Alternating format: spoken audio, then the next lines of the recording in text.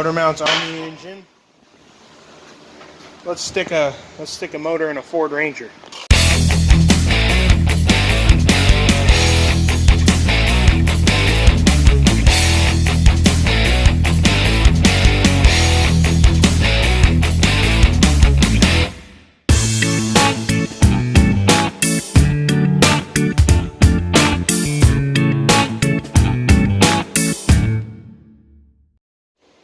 What you guys think of that?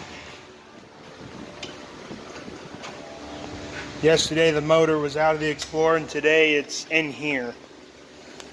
Not, of course, it's got things taken off of it, but that's just how it goes. Of course, the transmission is right there. Oh yeah.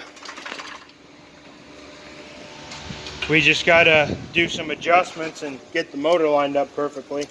Yeah, just bought these motor mounts on the internet for 50 bucks.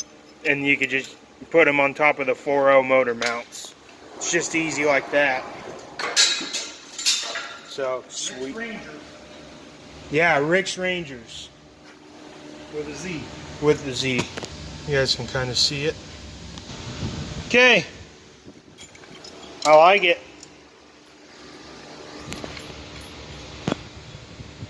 Well, and I got headers on the way for it as well. Those will be here next week.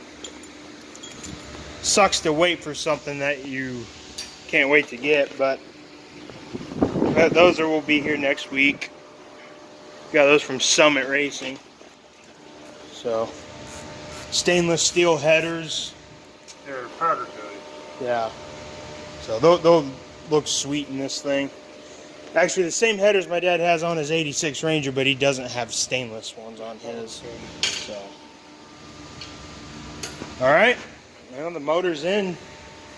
The next clip will probably be it being, maybe? Yeah, transmission. I didn't film taking the trans out of the Explorer, so I might as well film putting it in this.